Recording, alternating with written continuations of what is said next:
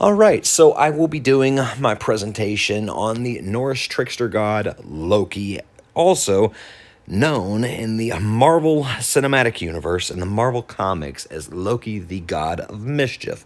So, first, I would like to get started with the Norse mythology Loki. Now, according to Britannica, he is a trickster god who happens to have the ability to change his shape and his sex. His father is a giant named Farbati. He is represented as a companion to Odin and Thor. He also happens to appear as an enemy of the god, wherein several times he is been noted entering the gods' banquets uninvited and demanding their drinks. So he ends up also having a lot of different clever plans where he most times causes himself embarrassment and difficulty for his friends. This is also as well coming from Britannica. As well, he ends up, along with the female giant Angrboda,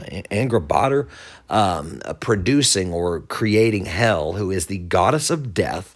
He also happens to create Jormungand, the world serpent, which, this little side note, is found in the God of War Ragnarok video game. It's visually pretty cool, but I've got some pictures here. He also is noted with creating a Fenrir, who is this essentially this wolf. I didn't do as much studying on that. My knowledge pertains a little more into the Marvel comic. What I ended up finding was on Loki Lofison, which is the first Marvel comic Loki. He ends up first appearing in the Marvel Comics in the May 1949 version of, or edition of Venus #6 as the adopted son of Odin, who is the all-father of Asgard, also the brother to Thor.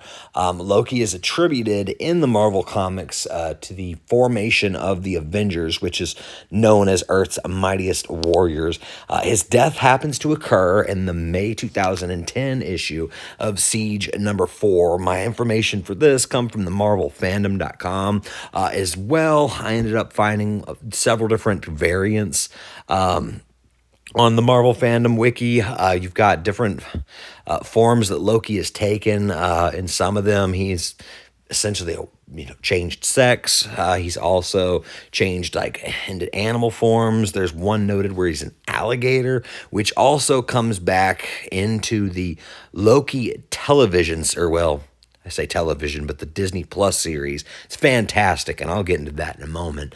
But yeah, so he's got different variants of himself, but now, the one that I'm most knowledge on, personally, is the Marvel Cinematic Universe. I've got some of the information from the Marvel Cinematic Universe fandom, but he's essentially the adopted brother of Thor. He makes his first appearance in the Marvel Cinematic Universe in the original Thor movie. He begins out as a good guy in the movie and then shows that he's really nefarious, trying to show his own self-interest. He's got his own plan involved. He ends up becoming the reason the Avengers get formed in the first Avengers movie, where he essentially opens a portal over New York City where these aliens get just poured in trying to take over the city, and he ends up getting stopped by the Avengers, really by Iron Man in that movie, plus the help of the other Avengers. You go through the different Marvel movies, he ends up becoming kind of like this anti-hero figure, where he helps Thor. He ends up dying in the Avengers Infinity War, pretty much in the first 5 minutes of the movie.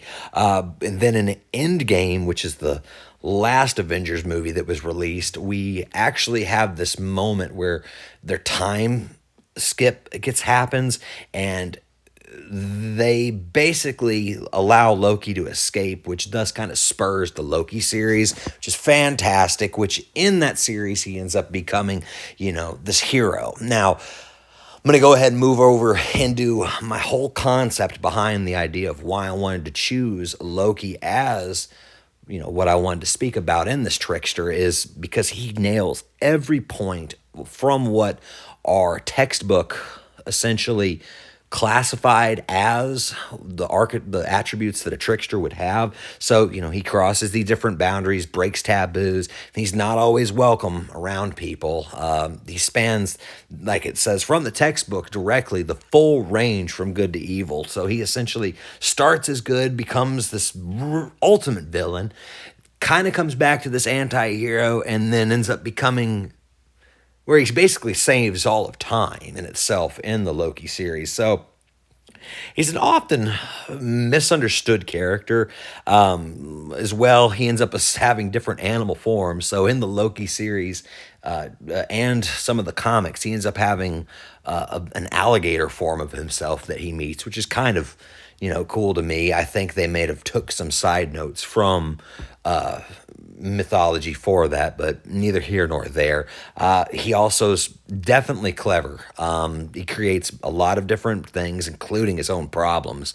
But he's oftentimes trying to take care of himself first before anyone else. So, and he doesn't play by the rules. So he definitely hits all of those attributes according to our textbook. I've got some different works cited that I had put in here.